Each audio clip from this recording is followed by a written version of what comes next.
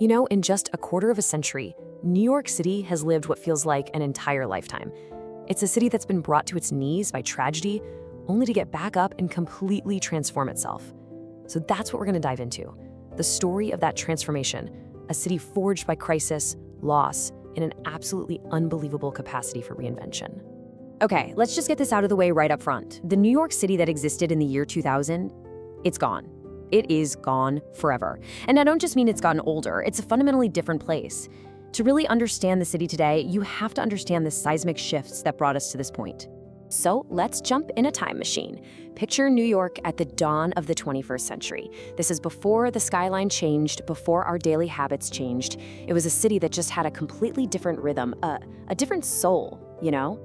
I mean, looking at this list, it's like opening a time capsule, right? It wasn't even that long ago, but it feels like another universe. Remember that special little flick of the wrist you needed to swipe a MetroCard just right?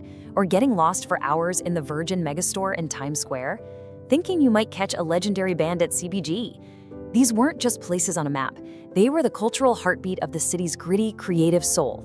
But that world, that whole vibe of New York in 2000, was about to hit a pivot point so dramatic, so unthinkable, that it would alter the city's trajectory forever. September 11th, 2001. What can you even say? This one day didn't just scar the skyline. It completely tore through the fabric of the city, unleashing a level of devastation that, honestly, is still hard to fully wrap your head around. The immediate impact was just staggering. Let's talk numbers. The city's comptroller put the economic fallout in Lower Manhattan alone at nearly $31 billion. That's a figure so huge, it's almost meaningless. It's just abstract.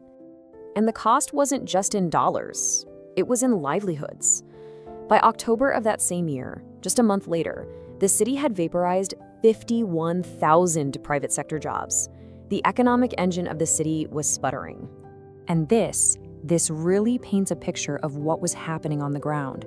In the months that followed, for the apartments closest to the site, the vacancy rate hit 45%. Almost half were empty. People just left. Downtown was becoming a ghost town. But here is where the story takes a turn that, honestly, almost nobody could have predicted. From the absolute depths of that devastation came this unprecedented rebirth, a comeback that was just astounding. Just think about this for a second. In the 5 years after the attack, while the population in the rest of Manhattan grew by a pretty normal 3%, the population in Lower Manhattan, the very epicenter of the disaster, exploded by 25%. I mean, how on earth did that happen? Well, it was a deliberate reinvention. They didn't just rebuild a business district, they built a real neighborhood. The number of housing units shot up by 26%, and a whole new wave of people moved in. Look at this. Median household income jumped 20%, and the number of college graduates went from 59% all the way up to 73%. It was a complete demographic reset. And listen, this didn't just happen by magic. There was a plan. A huge driver was something called the Residential Grant Program. The federal government poured more than $200 million into grants for families, basically paying them to either stay in or move to Lower Manhattan. It was a massive and massively successful effort to bring people back. But this new energy, this spirit of reinvention, it wasn't just happening at ground zero. It started to ripple out across the city, totally reshaping how New Yorkers thought about their own backyards. And maybe, just maybe, no project symbolizes this new way of thinking better than the High Line. For decades, this thing was just an abandoned elevated railway track, an industrial eyesore that was supposed to be torn down. But in 1999, a couple of regular guys who lived in the neighborhood saw something different. They saw potential where everyone else saw ruin.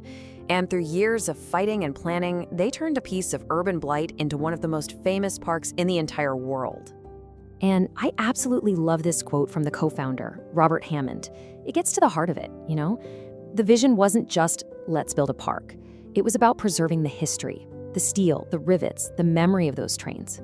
It was about taking the city's past and weaving it directly into its future. But New York's story is never that simple, is it? It's never just a straight line of recovery and success. Just as the city was finding its new identity, a totally different kind of crisis showed up at its doorstep, revealing a whole new set of vulnerabilities. In 2012, Hurricane Sandy slammed into the city. And this image, it just says it all, doesn't it? The boardwalk and the Rockaways just obliterated. This was a different kind of devastation. This wasn't a man-made attack. This was nature, and it was a terrifying preview of the city's vulnerability to a changing climate. The storm took 43 lives in the city. It caused an estimated $19 billion in damage. Sandy was a brutal wake-up call, forcing the city to finally confront the existential threat of rising sea levels. And while the city was fighting the rising tides, another kind of storm was brewing, an economic one. Here's the problem in a nutshell. To afford a typical home in New York today, you need to earn over $120,000 a year. But the average New Yorker? They're making about $84,000. That is a massive 43% gap between reality and affordability. And this number really drives it home. $675,000. That's the median price. And that's a great paradox of modern New York, isn't it? The city became safer and became more beautiful, more vibrant, and it also became so expensive that the dream of just owning a piece of it is completely out of reach for so many of the people who make this city run. So when you take a step back and look at the whole picture, you see this incredible cycle. In just 25 short years, New York has gone through this entire arc, from utter destruction to a massive rebuilding to a complete reimagination, and now it's facing a whole new era of profound challenges. The city's story is one of constant, nonstop, relentless transformation. It's a place that's never, ever finished, which really just leaves us with the ultimate question.